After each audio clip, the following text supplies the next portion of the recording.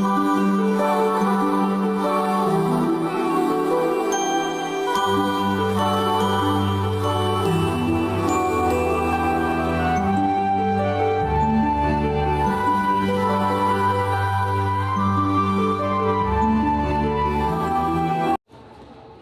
zaman dahulu kala, di daerah Bengkulu Tinggi, terdapat sebuah kerajaan bernama Kerajaan Sungai Serut.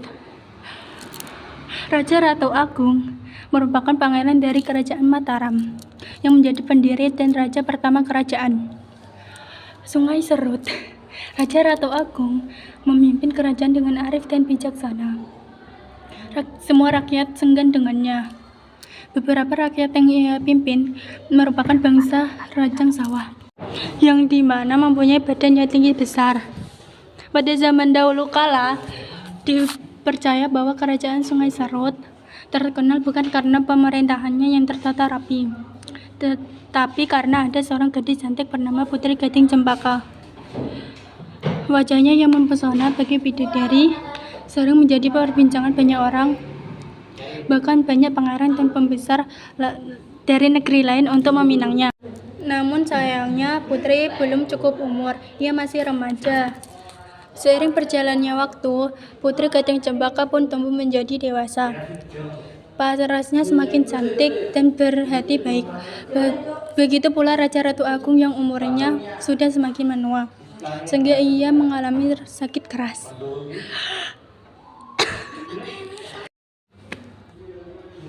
Raja Ratu Agung berfirasat bahwa usianya sudah tidak akan lama lagi. Sebelum aku pergi, sebaiknya aku mempersiapkan semuanya. Akhirnya Raja Ratu Agung mengumpulkan ketujuh anaknya dan menyiapkan wasiatnya. Anak-anakku, seperti yang sudah kalian lihat, sekarang ayah sudah semakin menua dan mungkin ayah tidak akan lama lagi hidup di dunia. Maka dari itu, ayah menitipkan 2 wasiat kepada anaknya. Seharusnya ayah tidak berkata begitu. Ayah pasti akan kembali sehat. Kami tidak mau kehilangan ayah. Raja Ratu Agung berusaha menenangkan putrinya. Anak-anakku sayang, kita semua tidak bisa menghindari ajal. Semua ada di kuasa Tuhan Yang Maha Kuasa. Dari menjunjung tinggi nilai keadilan dan kedamaian di kerajaan ini, ayah akan menyerahkan tahta kerajaan Sungai Serut kepada putraku, anak dalam. Dan yang kedua, apabila suatu saat nanti terjadi musibah di kerajaan ini, menjegarkan aku ke Gunung Bungkuk. Di sana akan datang seorang raja yang berjodoh dengan anak gadisku tercinta, Putri Gading Cempaka. Akhirnya penyerahan tahta kerajaan Sungai Serut pun dilakukan dari Raja Ratu Agung kepada anak dalam.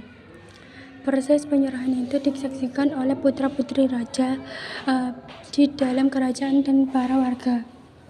Terima kasih sudah mempercayakan tahta kerajaan ini kepadaku. Akan kujaga dengan sepenuh hati. Beberapa hari setelah penyerahan tahta, Raja Ratu Agung menghembuskan nafas terakhirnya. Ayah,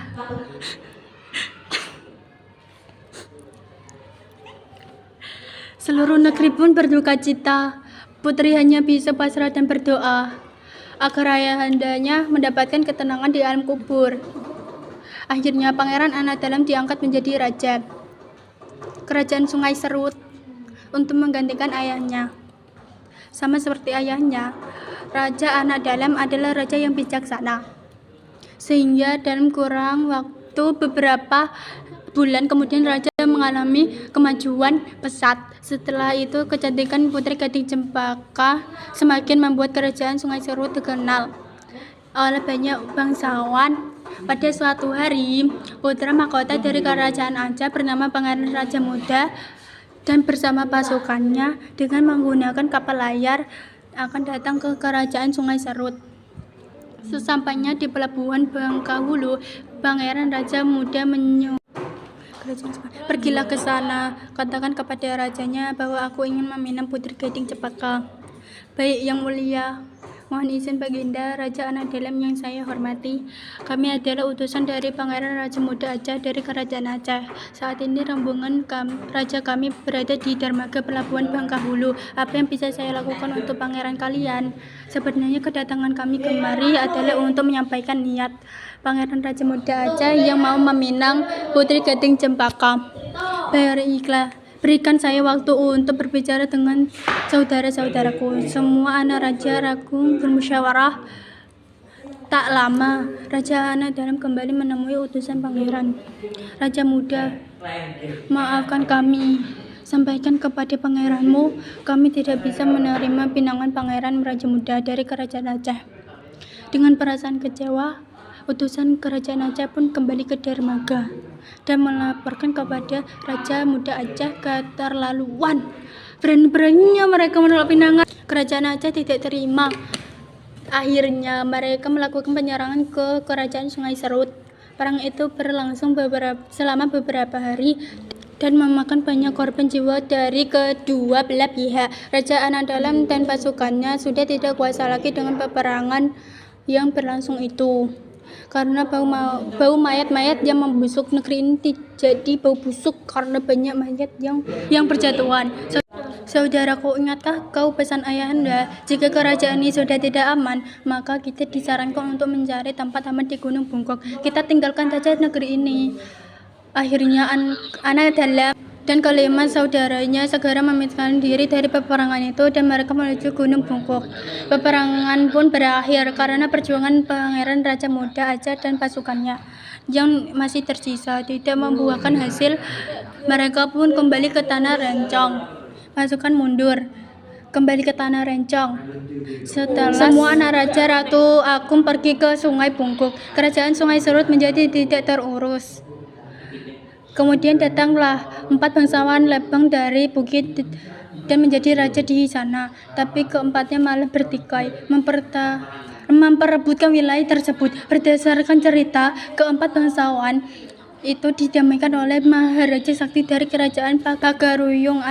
Akhirnya mereka pun meminta kepada Sultan Pagaruyung agar Maharaja Sakti yang menjadi pemimpin Kerajaan Sungai Serut. Baiklah, jika itu yang terbaik, Maharaja Sakti akan memerintah Kerajaan Sungai Serut yang telah ditinggalkan pewaris tahtanya. Kerajaan Sungai Serut pun berubah nama menjadi Kerajaan Bangkahulu dan Maharaja Sakti memimpin dengan sangat baik. Sedangkan keempat bangsawan juga menjadi hulu balang raja. Tibalah saatnya penobatan resmi Maharaja Sakti sebagai raja di Kerajaan Bangkahulu. Di acara tersebut, tiba-tiba langit menjadi gelap dan hujan turun sangat deras. Akhirnya upacara pun ditunda hingga cuaca cerah. Tapi sepanjang malam, hujan dan badai tidak berhenti mengguyur Kerajaan Bangkahulu. Saat sedang beristirahat, Baginda Maharaja Sakti bermimpi bertemu seorang perempuan cantik. Ia sedang menari di tengah hujan. Namun anehnya, tubuhnya tidak basah sama sekali. Perempuan cantik itu berlari menuju Gunung Bungkuk. Saat tersadar dari mimpinya, Baginda Maharaja Sakti segera menceritakan mimpinya kepada keempat bangsawan. Akhirnya seorang peramal pun menafsirkan mimpi tersebut. Mohon ampun Baginda, perempuan cantik yang hadir di mimpi Baginda adalah Putri Gading Cempaka. Ia dulu merupakan keturunan penguasa wilayah ini. Kini ia dan saudaranya hidup di Gunung Bungkuk. Apabila Baginda berhasil membawa sang putri kembali ke sini, maka kerajaan ini akan menjadi kuat. Akhirnya ia mengutus keempat bangsawan untuk menjemput sang putri ke Gunung Bungkuk. Pergilah ke sana, sampaikan niat baikku kepada para saudaranya. Baik Tuan. Sesampainya di sana, keempat bangsawan bertemu dengan Anak Dalam. Mohon ampun Baginda, kami adalah utusan dari Baginda Maharaja Sakti yang merupakan penguasa Kerajaan Bangkahulu. Kerajaan tersebut dahulunya adalah Kerajaan Sungai Serut. Dan kedatangan kami kemari adalah untuk niat baik Baginda Maharaja Sakti untuk meminang Putri Gading Cempaka untuk menjadi pemarsyuri di Kerajaan Bangkahulu. Anak Dalam dan saudaranya pun teringat wasiat ayahnya yang terakhir bahwa akan ada seorang raja yang meminang Putri Gading Cempaka. Akhirnya mereka pun setuju dan pesta pernikahan berlangsung sangat meriah.